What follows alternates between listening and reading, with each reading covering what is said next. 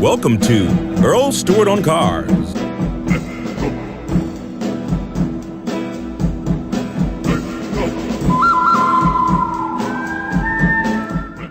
Value added means that you're going to get more for the car when you trade it in or more when you sell it. The cheapest car can be the most expensive unless you have those accessories that are good and don't take the accessories that are bad. Value added is a good way to think of it.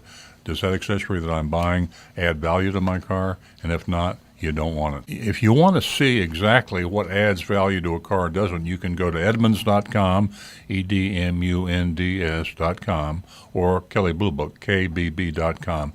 That website tells you which accessories are value-added accessories and which accessories are a waste of money. There's definitely some things that you want to have on a car. There are certain accessories that are almost free. Now, let me explain what I mean by that. Air conditioning is free. Now, you say, well, that's not true. Air conditioning costs, a couple $1,000s. You get that couple $1,000 or whatever the air conditioning accessory in your car is back when you trade it in. Believe me, if you try to trade in a car, particularly in Florida without air conditioning, it might even cost you more than $2,000. Needed popular accessories. Cruise control is a good accessory. Obviously, air conditioning. In a luxury car, you might have leather and moonroof might be an important accessory. So you have to know what accessories are the ones that you really want. If there's something on a car that you really don't care about, but the dealer wants you to take it, because it's on the car and they don't have another one handy at the present time, then chances are that that's a superfluous kind of accessory that you don't want to mess around with. And in most cases today, power windows, power door locks, cruise control, these are all good accessories. Now you get into the fancy-dancy stuff like these ridiculously expensive navigation systems. Navigation is not something I would recommend either. Typically when you're buying a car, don't buy the cheapest. Obviously automatic transmission, air conditioning. A stripped car is a hard car to get rid of. When you really get cheap, you're talking about a stick shift. Now what percentage of today's population in 2013 knows how to drive a stick shift?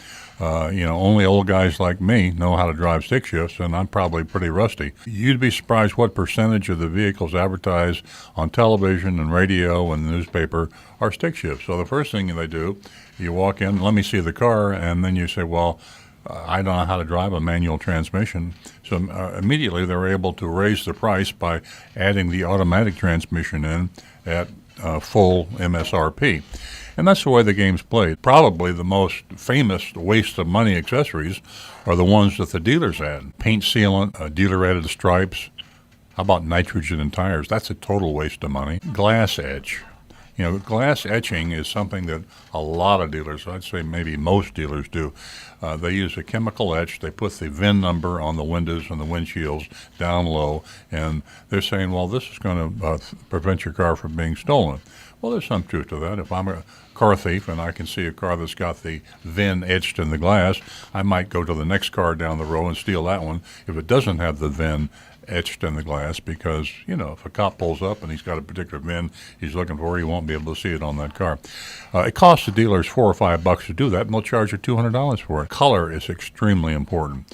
Your favorite color might be purple, but if you buy yourself a purple Honda Accord, it might be a little hard to get rid of that car. You see them drive by on the highway, day glow orange cars and things like that. I mean, you might love that color, and it might be fun for the 3 or 4 years you own the car, but you're not going to be able to get rid of the car and without taking a bath and trade-in or resale. So white you can't go wrong with. I mean, of course, there's different types of white. I mean, you can get the pearl and the fancy with the metallic kind of a thing. I mean, but you can't go wrong with white. You can't go wrong with black. Now, the exceptions are with sports cars. I mean, if you're going to buy a little sporty convertible like a Mazda Miata, red's a great color. Sporty cars typically go for the flashier colors, but for the average car, 95% of the cars on the road, white, silver, beige, black are good solid colors. Some colors are sales-proof. I don't know where the manufacturers come up with some of these colors. For a special order car, I guess you could sell one, but for a dealer to put on his lot and inventory it